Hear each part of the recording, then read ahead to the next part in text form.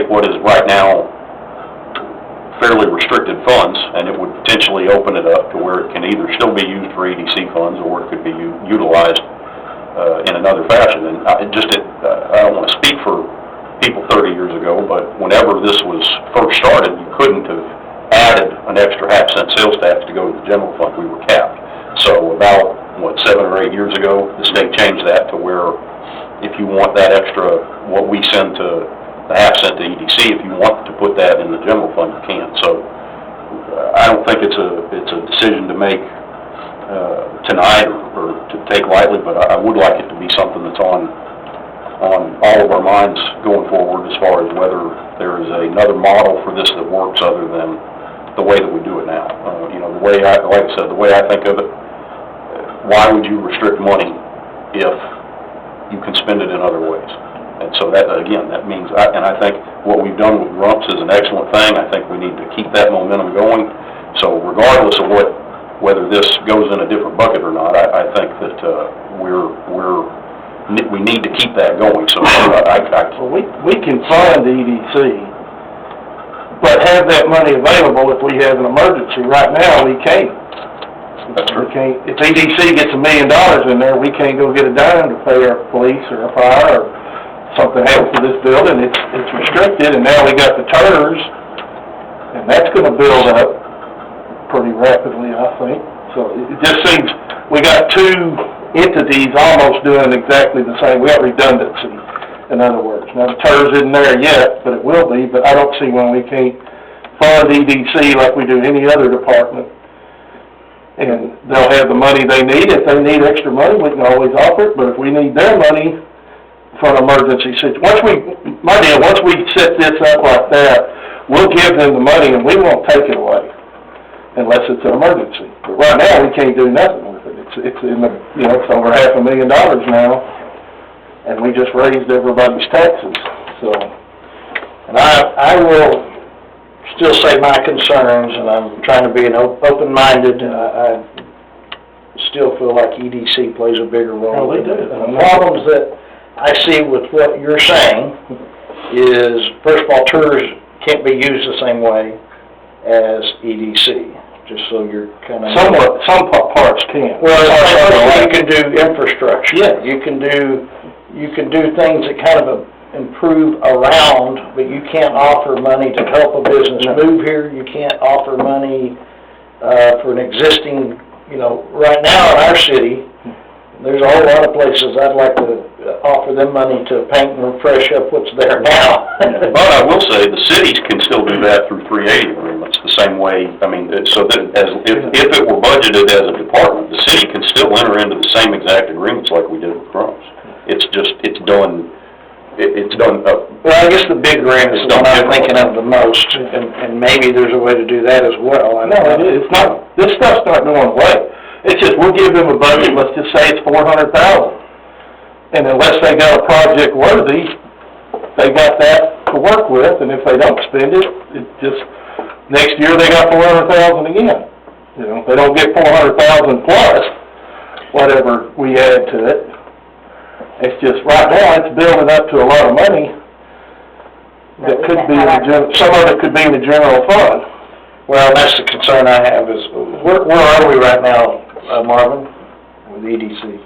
We've got about 600,000 altogether. Yeah. So I think if you change that, that 600,000 will go away really quick, and there's always a need for it somewhere. Yeah, there absolutely is. I don't have that kind of a savings account for something that, to attract new business. I can see why Lake Worth and even North Richland Hills and them, they've got an area that people are flocking to because of the location that they have. The businesses that we have now, we actually aggressively went out there and tried to recruit them to fill vacant buildings that we have, and we still have some needs that are coming up. But I can see the merits in freeing up some of that money to fund other needs we have in the city. I just have a real problem about, I still think we need to live within our means, and I think there's some cost cuttings that we can Well, that's part of this, that's part of What would we, I mean, what would we cut? I mean, I realize this isn't a budget meeting, but I don't see a lot of waste in this town. I think that Marvin and the department heads basically cut their budgets to the bone the last 2 years off it to bring it to us. So I don't see a significant place to cut. My personal opinion is I don't think we go out and shop the best price for some of the stuff that we actually get. I think we take it off of known contractors that we've done business with before. I'll use my own personal experience when I was shopping cars and shopping for the police department. I never paid state contract price. Y'all know I bought those cars a lot cheaper than what state contract price, but it takes work and it takes time to do that. But if you're talking about big ticket items, you need to get out there. I don't know if we utilize the county purchasing agency, whether we use HG or whatever they are.